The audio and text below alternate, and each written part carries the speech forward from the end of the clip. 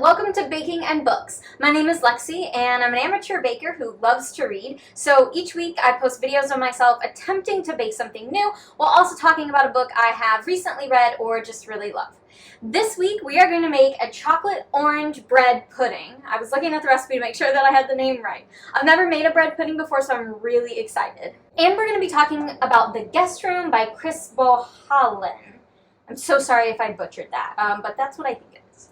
I have a lot of feelings about this book, I'm not going to lie, so I'm very interested to get into it with you guys today. Alright, well I think we're set. Let's go ahead and get started. I am in fact wearing makeup today. It's because I just love you all so much and I want to look my best for you. That's a lie. It's because I had to film an audition and I have an audition later tonight, so I had to slap on a little makeup in order to make everything work in my schedule today. I also cannot tie a bow tie behind my back, apparently. Okay, here we go.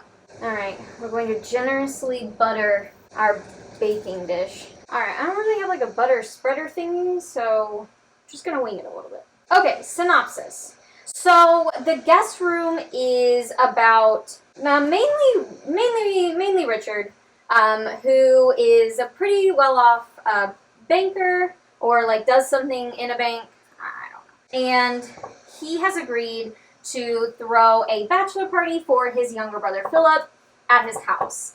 And, you know, he knows Philip and his friends. They're a little younger than him. They're a little bit more wild. You know, he's settled down, he's married, he's got a wife and a daughter, and he makes good money. But so he knows that that's really not Philip's vibe right now, and, you know, he wants to have this, like, wild and out bachelor party. So he knows it's going to be a little crazy. But what he doesn't expect is for the strippers that they hired to murder their bodyguards right in front and run off. Obviously, as you can imagine, everybody is stunned and nobody really knows like what to do. And Richard kind of becomes involved in this whole thing because he's trying to be a nice guy, and that's pretty much that. So it's kind of like a tale of craziness that begins with a bad choices bachelorette or bachelor party. Bachelorette party. A bachelor party. So that's pretty much it. I don't want to give too much else away. So if you haven't read the book, I don't know that there's a movie. So let's just say if you haven't read the book and you want to, and you don't want things spoiled for you, then go ahead and skip forward until it says no more spoilers, and you can see how our baking turned out. If you have already read this book or you just don't care, then stay with me and we're going to get deeper into it. This bread smells so good. I love bread. And I love sweets. And honestly, that's why I will never be a supermodel. That and I'm short. So, okay. You know, here's my first thing. I don't want to judge anybody for their choices. Like, I think everybody is a human and everybody is allowed to make their own choices in life. But it really like baffles me how, like, why people want for their bachelor or bachelorette parties these like super crazy nights, like things that they don't even normally do just on the regular. And I know like some of you are like, okay, well that's the point, they don't do it on the regular, so they want to do it for like their last wild night. I guess I just see it as when you fully commit to someone, like you're committed to them, whether there's a ring on your finger or not. And, you know, like through the rest of your relationship, theoretically, you've been faithful, you've been kind, you've been, you know, supportive, like all those things you vow to be on your wedding day. So then I guess my point is, if you, like, why are you just now vowing to be faithful and loyal and all of those things? Like, shouldn't you, when you tell somebody you love them, wow, I am already making a mess. Let's backtrack a little bit. Okay, when you tell somebody that you love them, theoretically, you're making a promise to them, like to be faithful and to be loving and, you know, to be a supportive partner and all of those things, right? At least that's what I would think. Like, not to sound super self-righteous or anything, but like that was what was going through my head, was that, okay, if I tell this person that I love him, mother trucker, I am having the worst luck with these eggs today. Come on, egg, in there, in you go. Not the best technique, wouldn't recommend. Anyway, when I told my fiance that I loved him, in my eyes, that was me being like, hey, just so you know, I'm telling you right now, because I love you, that I will be faithful and I will be supportive and I will work on our relationship and try to be a mature adult and all of those things that theoretically you vow on your wedding day. And I know that not every culture and not every religion and things like that look at it that way, and so that's fine. Maybe it's just like a personal thing. But for me, that was kind of the whole thing, you know, when we agreed to move in together. Like, that was a huge step because it meant that honestly, it meant that he was vowing to live with somebody so fucking messy when they bake. Anyway, it was us vowing to do all of those things to make our relationship strong, because by moving in together, we were saying we see a future together. And, you know, we want to make sure that our future is strong, so we will vow to be loyal and caring and honest and, you know, supportive and all of those things. So I guess to me, you know, if you're touching other people like strippers or, you know, things like that, or like this party got really out of hand and people were having sex, getting blowjobs, things like that, that to me is like, that's cheating. Like, you've gone too far at that point. And it doesn't matter what you're celebrating. If you are being unfaithful to your partner, then that's being unfaithful. I don't know how else to describe it. Now, each relationship is different. Maybe some relationships don't mind if guys look, you know, watching porn or going to a strip club just to watch and not to touch or whatever. That's between y'all. But to me, I don't really understand the idea of like a wild bachelor party with strippers and, you know, things like that. Like, my fiance's doing a game night with his friends. And some of his friends' wives and girlfriends. Like, it's not even just a guy thing. I'm pretty sure my bachelorette party is going to be murder mystery themed, where we just kind of sit around in our pajamas, eat, drink, and solve true crime. And I'm very much looking forward to it. But, you know, that's fine. I'm not trying to judge. I'm just trying to understand why people would want to do this. And see, oftentimes I think it just leads to stupidity and a lot of mistakes. Alright, I'm going to be honest, because this is my first, like, oopsie with the recipe. I didn't buy, you're supposed to buy, like, an orange liqueur or an orange syrup.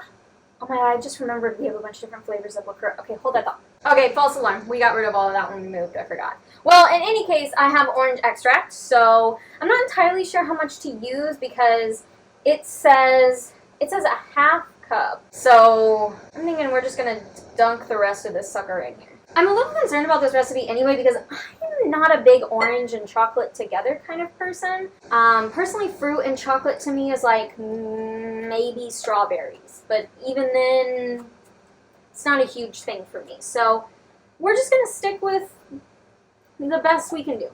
That's all there is to it. The thing that was kind of disappointing is I felt like the beginning, most of the story, not even just the beginning really, like the majority of the story just set Richard up to be very difficult to like. And, you know, and I know, like, he's supposed to be our main character. He's supposed to be the one that, you know, we're rooting for or whatever we're supposed to be doing with him. And it's very hard to root for him because, you know, here he is, like, he knows his brother's bachelor party is going to get a lot out of hand and he's trying to be a good brother. I get that. You know, strippers, he's like, it is what it is. He's watching, no big deal. But then it becomes more than watching. There's kissing and there's feeling and there's almost sex.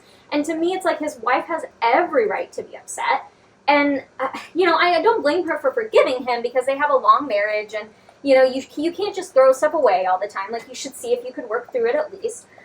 But to me, like, that would be tough. I don't know if I could do that. This is my first time using, like, legitimate lemon zest. I don't know if I'm even going to do this right. And then I have to cut it up and use the juice, so I'm getting really fancy here today. If you're tuning in for the first time, this will probably not turn out as well as you might expect. Personally, if I were Nicole, wouldn't marry Philip, and I'm glad she doesn't. Like, good for her. And Philip's like, I don't know, man, like, it's not that big a deal, like, she should forgive me. She should forgive you my ass! Dude, you fucking had sex with another woman, not even like this is an intimate relationship kind of woman, like a stranger to you. I mean, 2 weeks or whatever it was before your wedding.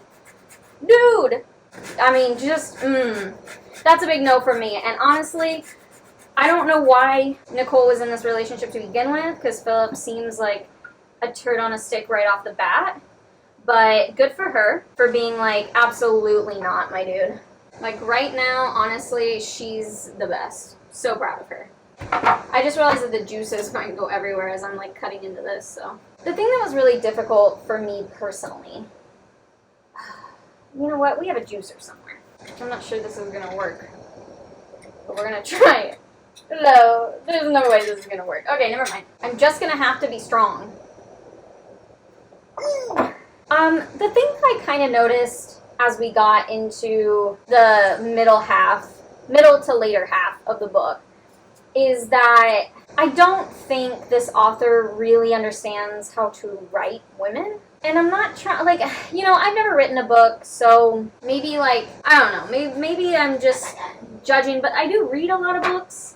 And especially, you know, ever since I've started this channel, I've tried to read books by a lot of different authors, you know, male, female, and everything in between, you know, and I'm trying to diversify my reading because, like, as much as I love Stephen King, and I probably should branch out occasionally, but that's the thing is, like, I've read a lot of other books, and I just feel like he doesn't understand women, and I sort of just feel like, I feel that way, I think, because none of the women really seem real.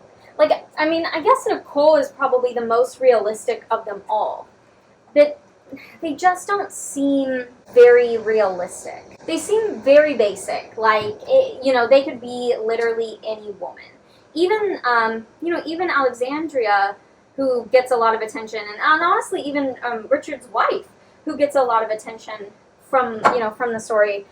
I just kind of feel like there's no, like, substance there. There just really doesn't seem to be anything special about these women other than they kind of help further the plot. And I think that to me is what's so frustrating. Because to me, you know, if you're going to put characters in your story, especially the ones who are theoretically like supporting to main characters, I would think you would want them to be better written, like you would want them to stand out more. And I just don't think that he really understands women that well. And he doesn't really understand how to write women that well. I mean, that's just my opinion, but that's kind of the vibe that I got. The biggest issue, too, that I have with Richard is that, you know, here he is, having, like, just gotten over this huge fight with his wife, right? He's just gotten, basically, like, her love and forgiveness. Okay, well, I have 1 cup less of this heavy whipping cream than I need. Alright, well, we don't have any, so it's just gonna be what it's gonna be. But, you know, so he gets out of this trouble, basically. Like, she's starting to forgive him, she's starting to be able to move forward, and then he gets this whole thing with Spencer, who's, you know, basically blackmailing him. And all I can think of is, you dumbass, tell your wife what's going on. Like, you just got out of this huge predicament where you were a total ass, and, you know, nobody would have been surprised if she didn't forgive you. And yet, here you are, keeping another secret from her, because, what, you're afraid she'll see the video, because the money, like, whatever it is, you're not telling her. And so, basically, you just got out of trouble for doing what you did, and there's been a lot of trouble in this household for you, sir. And then you're just gonna continue to not tell her about things, and you're just gonna assume that's gonna work out in the end? Like, why wouldn't you just tell her, hey, listen, you know, he somehow got this video, and it looks really bad, and, you know, I mean, she already knows that you were naked with this woman, so, like, come on, just tell her, like, this is how you get yourself into so much trouble. Like, Richard is just not an enjoyable main character because he's so stupid. Alright, time to add our chutney chips. Honestly, I found really the only part of the story that I was interested in after a while was Alexandra's part of the story. Like, hearing her backstory obviously was very sad, but it was interesting to kind of, like, get to experience that and get to kind of see, you know, where she came from and what her mindset was. So that was always really interesting to me. And I enjoyed reading those chapters, honestly, a lot more than I enjoyed reading the other chapters. But I really did there for quite a while. I thought that Sonia had run off. Like, I thought she had met that guy with the passports and everything and just bounced him and like, sorry, Alexandra, like, we only got time for one of us here on this machine. Time to go. But then, of course, like, it made more sense that she was dead, but I'm just telling you that's what I thought. Try not to let all the chocolate chips fall to the bottom, because it specifically says not to in my instructions. But then you have to, like, fold them in, so then they, you know, I mean, how do they not get on the bottom? We're just going to leave some of them up top and see what happens here. Honestly, I'm really glad that Richard stood up to Spencer. I feel like for me, that was one of the only good things that Richard actually accomplished for me in this whole story. I kind of felt like, you know, Richard standing up to Spencer was the best thing that he needed to do. Because, like, honestly, for one, even if that stuff got out there, you know, and that video was released, like, yeah, that would be awful and it would be devastating, but he's trying to own up to it, and his wife already knows everything, so it's not like it's, like, necessarily the end of the world. But the other thing is, too, guys like Spencer, typically, they don't mean it. They just want your money, so why pay them? All right, time for the oven. Okay, if you left because of spoilers, go ahead and come back and join us. Our bread pudding went in the oven, and it has come out, so now it is time to decorate it. Now listen, they want you to decorate it with whipped cream, and you guys know how I feel about whipped cream. I love it. And what I love about it is that it's so easy to color with food coloring. And I was like, okay, we're doing an orange theme, so we're going to try to do orange. So I did 2 different colors of orange, and I'm hoping it doesn't spill out the top because I did make like a big batch of it, but we're just going to see where it goes. I'm going to maybe push it down a little bit there. Okay, let's see. My guess is you're supposed to put the whipped cream on like after you pull each piece out, like individually, but I'm not going to do that because I don't want to. The only way to work on my decorating skills is if I actually work on my decorating skills. So we're going to try to make this as cute as possible and hope that I don't run out of whipped cream. If I do, some pieces are just going to have to go without because it's for the sake of beauty. Oh my god, we're so close, and I'm about to run out of whipped cream. Okay, it's okay, it's gonna be okay. Everything is gonna be fine, guys. Don't worry about it. We're just gonna barely make it there. Woo! Barely made it to the finish line. Okay, so first I'm gonna show you what it looks like at this stage. I should have probably shown it to you right as it came out of the oven, but I didn't. You can't see super well, but there are swirls of the 2 different colors that I used. And it you know, it is very cute. So now we're supposed to put candied pecans on top. I just have regular ones, and honestly, they're kind of salty. What happened here? But maybe that'll work, right? I'm not going to candy pecans when I have 8 million normal ones. Besides, honestly, I think this is going to be really sweet.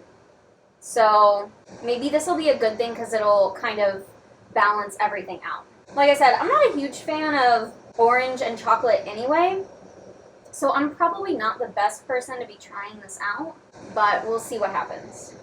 My beautiful decorations are melting because I probably didn't wait long enough. It said let it cool 15 minutes, and it had been 15 minutes right at this minute, so I waited like, what, 12? That's pretty close. That's pretty good for me, honestly, patience-wise. Okay, beautiful. Love it. Oh, I forgot one. That would have been awkward. Alright, so, let me show you what it looks like with the pecans on it. So you can kind of see that my beautiful orange creation is running a little bit, but oh well, that's life. Alright, let's cut into it and see what we have here. Are you even supposed to cut into this? I feel like this is more of a scoop situation. Honestly, this color that I made is starting to look like buffalo sauce as it snakes through. It's just my honest opinion. I know, you're all like, ooh, super appetizing. I know. But I'll show you what I mean. See, look at that color. You could say blood, but I'm going to say buffalo sauce. It's a copper color. I didn't have orange, so I kind of had to make do. And that's just life. Alright, let's see. That's pretty good. I'm going to take a second bite because I'm not really sure how I feel yet. I don't think I like the orange. Let me get a little more chocolate here. Okay, honestly, forget candied pecans. Regular salty pecans are the way to go. Because it is sweet, especially if you get a bite with chocolate chips in it. And I think the bite of the salted pecan. Beautiful. Balances things out beautifully. Yeah, I don't know. I kind of like it. Kind of don't. I'm very torn on this. Okay, I'm gonna give this a 6 out of 10. And some of it's me. Let's talk about that first.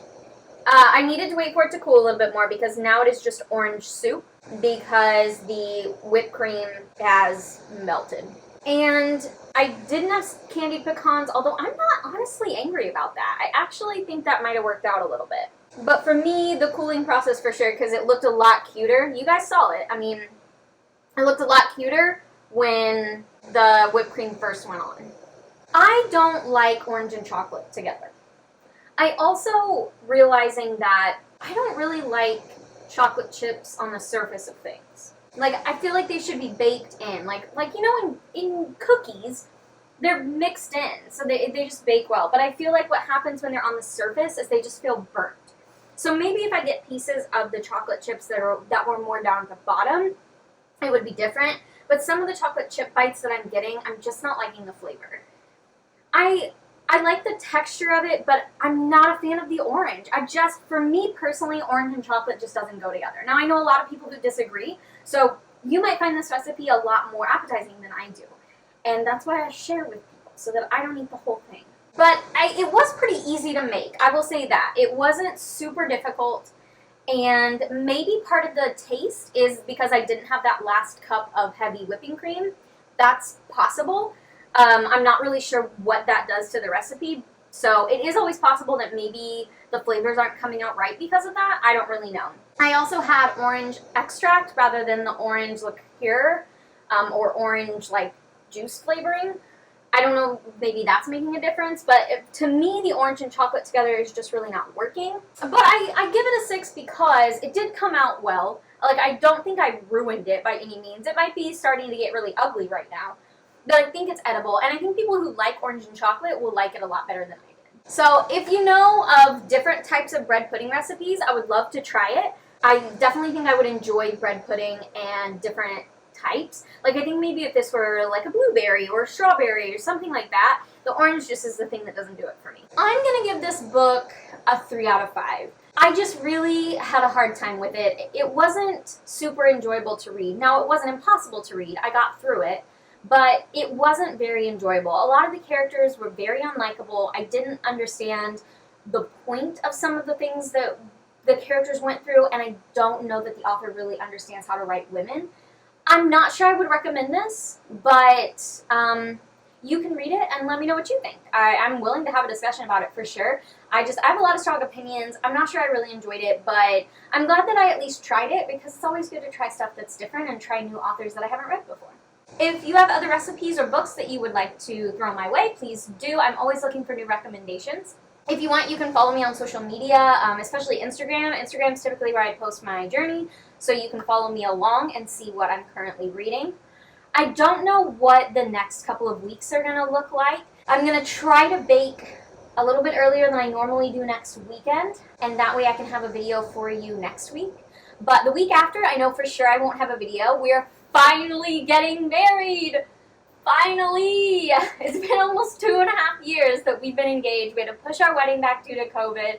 And in fact, today, well, not the day you're viewing it, but the day that I'm baking should be our 1-year anniversary. And in fact, we're still 2 weeks away. So I'm so excited to finally be getting married. And we're heading out late next weekend to drive and do our road trip to prep for that and spend the whole week before our wedding in Indiana so that we can have everything prepared and keep my mom's nerves on low.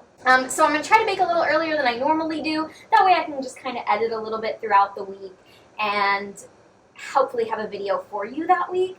But I definitely won't have a video for you the week after because I love you, but I'm not going to prioritize you over my wedding. And if I don't have a video for you next week, you'll know why, but I should be back the week after that, a married woman and happy to get back to my baking, which is what I offer my husband, so he is blessed. If you had fun today, please like and subscribe. I try to be here for you every week, unless of course I'm going off to get married, and it's always a little bit of fun and a little bit of a hot mess, and sometimes looks like buffalo sauce. Who doesn't love that? Thank you guys that watch every week. You guys are the absolute best, even as I stumble over my words, and I really, really appreciate you. So thank you guys, and I'll see you next time.